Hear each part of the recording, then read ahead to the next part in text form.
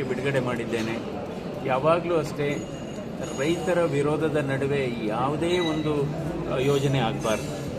ಏಕೆಂದರೆ ಇದು ಸುಮಾರು ಟೌನ್ಶಿಪ್ ಅವಶ್ಯಕತೆ ಇಲ್ಲ, ರೈತರು ಯಾರೂ ಕೇಳಿಲ್ಲ ಟೌನ್ಶಿಪ್ ಮಾಡಿ ಅಂತ. ಅದರಿಂದ ಸನ್ಮಾನ್ಯ ಮುಖ್ಯಮಂತ್ರಿಗಳಲ್ಲಿ ನಮ್ಮ ಮನವಿ ಅಂದರೆ ಈಗ ಏನು ಅಧಿಸೂಚನೆ ಹೊರಡಿಸಿದ್ದಾರೆ ಅದನ್ನು ಬಿಡಬೇಕು, ಜೊತೆಗೆ ಟೋಟಲಿ ಈ ಯೋಜನೆಯನ್ನು ಬಿಡಬೇಕು.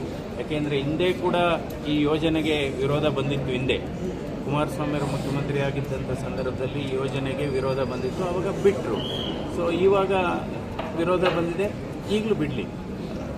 ಒಟ್ಟಾರೆ ಅಷ್ಟು ಇದು ಆದರೂ ಕೂಡ ಒಂದು ಸರ್ವಪಕ್ಷ ನಿಯೋಗ ಅಂದರೆ ಎಲ್ಲ 3-4 ಪಕ್ಷದ ಪ್ರತಿನಿಧಿಗಳು ಮತ್ತು ಮಾಧ್ಯಮ ಪ್ರತಿನಿಧಿಗಳ ಜೊತೆ ಆ ಹಳ್ಳಿಗಳಿಗೆ ಭೇಟಿಯಾಗಿ ಅವರ ಅಭಿಪ್ರಾಯ ಪಡಿ ಕರೆಕ್ಟಾಗಿ ಗೊತ್ತಾಗುತ್ತೆ. ಸರ್, ನೀವು ಭೇಟಿ ಮಾಡ್ತೀರಾ ಸರ್?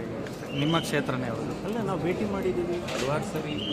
ಯಾಕೆಂದರೆ ಬೈರಮಂಗಲದಲ್ಲಿ ಹಲವಾರು ಪ್ರತಿಭಟನೆಯಲ್ಲಿ ಭಾಗವಹಿಸಿದ್ದೀವಿ. ಅಂದರೆ ಇದು ನಮ್ಮ ಕ್ಷೇತ್ರ ಅಂತ ಅಲ್ಲ, ಯಾವುದೇ ಒಂದು ಯೋಜನೆ ರೈತರ ವಿರೋಧ ಇದ್ದರೆ ಆಗಬಾರ್ದು, ಎಲ್ಲೂ ಆಗಬಾರ್ದು. ಯಾಕೆಂದರೆ ಅದು ರೈತರ ಅದು ಸಂಪತ್ತು ಅದು. ಯಾಕೆಂದರೆ ನಿಮಗೆ ಅದಕ್ಕೋಸ್ಕರ ಬಹಳ ಮುಖ್ಯವಾದದ್ದು ಸನ್ಮಾನ್ಯ ಮುಖ್ಯಮಂತ್ರಿಗಳಲ್ಲಿ ನಮ್ಮ ಮನವಿ ಅಂದರೆ, ಈಗ ದೇವರು ನಿಮಗೆ ಉತ್ತಮವಾದಂಥ ಸ್ಥಾನವನ್ನು ಕೊಟ್ಟಿದ್ದಾರೆ, ಈ ಭಾಗದ ಜನರಿಗೆ ಒಂದು ಗಿಫ್ಟ್ ಕೊಡಿ. ತಾವು ಏನು ಗಿಫ್ಟ್ ಅಂದರೆ ಯೋಜನೆ ಬಿಡುವ ಮೂಲಕ ಒಂದು ಕೊಡುಗೆಯನ್ನು ಕೊಡಿ ಅಂತ ನನ್ನ ಮನವಿ. Okay sir.